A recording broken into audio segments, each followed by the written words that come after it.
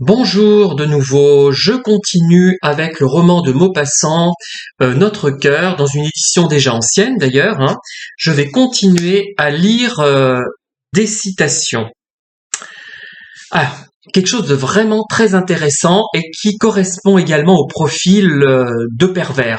Mais là, encore une fois, j'insiste là-dessus, c'est une perverse idéale qui a trouvé suffisamment de nourriture et qui n'a donc pas besoin de faire appel à la violence pour dominer finalement. À aucun moment elle ne le fera. Enfin, si, c'est une violence, mais c'est une violence qui ne s'avoue pas comme telle et qui reste très très apparemment calme. Pourtant, elle s'ennuyait beaucoup.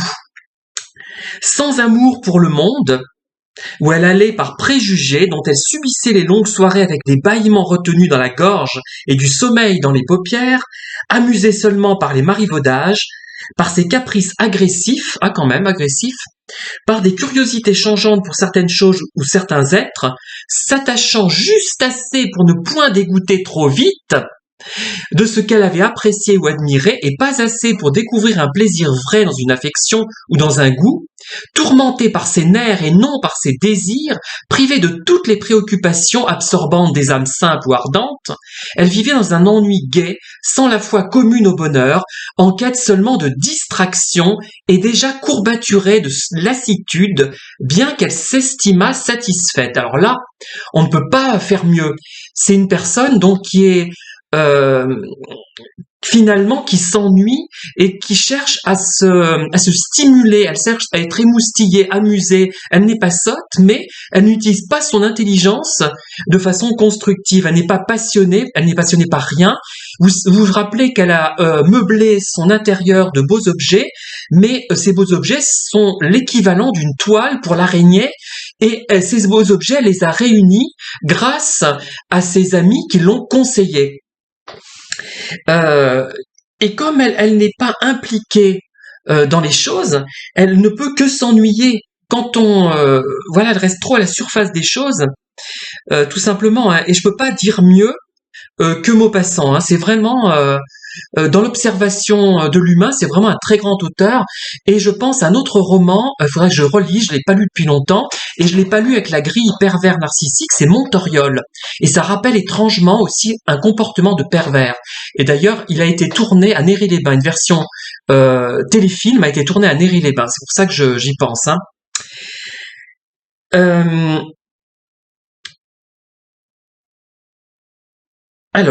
Voyons un peu. Alors, comment je vais reprendre la phrase? Elle se croyait un être presque unique, une perle rare, éclose en ce monde médiocre, qui lui paraissait un peu vide et monotone, parce qu'elle valait trop pour lui. Alors là, c'est une surestimation du pervers, mais qui cache, qui dissimule, au contraire, une opinion négative de lui-même.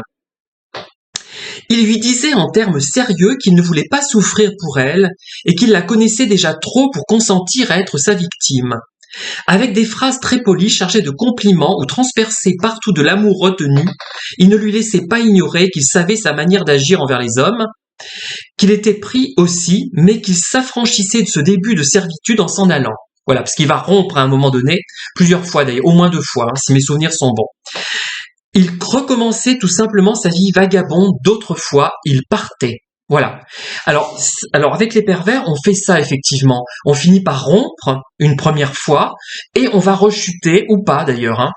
Une fois qu'on a compris le sujet et qu'on est sûr. Alors, ce qui compte avant tout, c'est la certitude de la chose. C'est le doute qui nous fait rester simplement. Moi, quand je suis resté, ou quand maintenant je reste encore. D'ailleurs, je vous parlerai d'un cas sur lequel je doute. Bon, évidemment, c'est quelqu'un que je croise, on va dire, avec lequel ou laquelle je vais rester flou pour pas en dévoiler plus. Eh bien, j'ai des doutes. Je me dis, cette personne, il y a quelque chose qui ne passe pas. Elle a une extrême compréhension de ce que je lui raconte, mais trop à la limite. C'est trop pour être vraiment naturel. Et il y a quelque chose en elle que je ne parviens pas à clarifier, à oui, à clarifier, à nommer, qui fait que je ne me suis pas totalement convaincu par ce qu'elle me raconte. c'est peut-être bien une perverse narcissique. D'ailleurs, je l'avais identifiée comme telle à un moment donné, hein.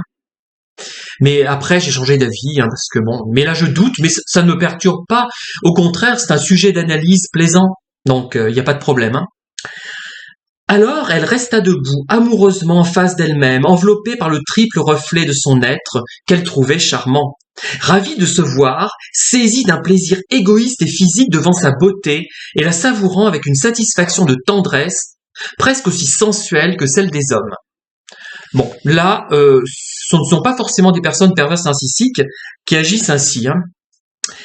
Ah, très intéressant là, vraiment une remarque très très intéressante. Cette vidéo, ce livre et cette vidéo qui retranscrit un petit peu ce livre, c'est une des plus intéressantes que j'ai pu faire par rapport au contenu, par rapport au profil du pervers, hein. Ça résume bien tout. Plus belle et plus indifférente à sa beauté, elle n'aurait point possédé cette séduction, précipitant vers l'amour presque tous ceux qui n'étaient point d'abord rebelles à la nature de sa puissance. Alors voilà, c'est son intérêt pour elle, son narcissisme finalement qui la rend si séduisante, alors que d'autres qui seraient plus belles qu'elle n'auraient pas, du fait de leur personnalité, le même attrait pour les hommes. Voilà. Et remarquez, là, ça peut s'attribuer non pas aux pervers, mais aux stars de cinéma, par exemple, hein. Ce ne sont pas forcément les plus beaux hommes, les plus belles femmes, hein. Enfin, ils sont rarement moches, hein, vous me direz, à part quelques seconds rôles, stars de second rôle, mais c'est surtout le côté, cette forme de narcissisme qui fait qu'il y a une présence forte en eux et qui retient l'attention, notamment. Dans l'amour chronique, qui ne fait plus mal et que j'entretiens à petit feu chez tous mes amis, afin qu'ils me soient très dévoués, très attachés, très fidèles. Vous voyez, une fin de phrase, hein. Suis-je sincère aussi, moi, et franche et crâne? En avez-vous vu beaucoup de femmes qui oseraient dire à un homme ce que je viens de vous dire? Bref, là, voyez ce qu'elle raconte. Elle essaie de faire en sorte de rendre malades, maladivement dépendants les gens qui sont autour d'elle. Elle parle d'amour chronique, comme d'une maladie chronique. Ça ne fait plus mal, et puisque c'est un mal chronique auquel on est habitué, on prend un médicament, on est habitué, on a fait le deuil de son état de santé finalement. Et elle entretient ce genre de choses et elle fait en sorte que les gens continuent à être malades d'elle, mais de façon chronique, c'est-à-dire que c'est gentil, c'est-à-dire qu'elle ne veut pas qu'ils meurent, surtout pas, parce qu'elle ne les aurait plus à sa disposition. C'est vraiment... c'est prodigieux ce roman de Maupassant, hein. Je sais pas si vous pensez comme moi, mais c'est incroyable. Point n'est besoin de disserter pendant des heures sur la perversion narcissique. On lit ce bouquin avec un petit peu de connaissances et on a compris ce que c'était, hein.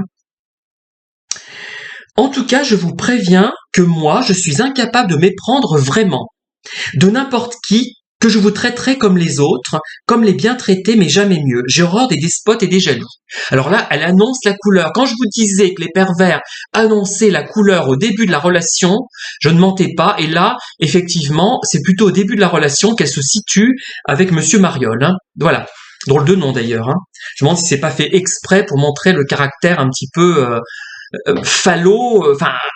marionnette du personnage. Sa façon de ne rien prendre au sérieux, qu'il trouvait drôle dans les premiers temps et menaçante à présent. Son désir constant de distraction, de renouveau, qu'elle portait insatiable dans son cœur toujours lassé, tout cela le laissait parfois tellement exaspéré qu'il prenait en rentrant chez lui la résolution de distancer ses visites jusqu'au jour où il les supprimerait. Alors là, c'est extraordinaire encore, hein. Encore une fois, on a vraiment le profil typique du pervers, et en l'occurrence de la perverse narcissique, un besoin constant de distraction. Elle a besoin d'être émoustillée de manière constante, permanente, puisqu'elle est vide intérieurement, cette personne. Le renouveau, elle est insatiable, elle est toujours lassée. Donc lui, il comprend ça assez vite, hein. Il le comprend assez vite sans avoir l'apport théorique, puisque le roman a été écrit vers 1890, je ne sais plus exactement, vous me le direz si je me trompe. Et voilà, il a parfaitement compris ce qu'était un pervers.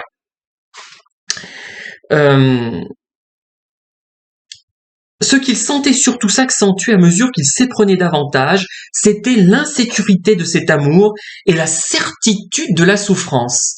Donc il est dépendant de cette relation, hein, parce qu'il a conscience des choses. Alors ce qui m'étonne, c'est qu'il ne s'arrête pas. Moi, à partir du moment où j'ai conscience des choses, je m'arrête. Donc là, j'ai du mal à comprendre le personnage. Euh, voilà. Voilà, je vais en rester là pour cette vidéo et je vous dis à très bientôt pour la suite de ce passionnant roman que j'espère vous lirez d'ailleurs. Bonne fin de journée, au revoir.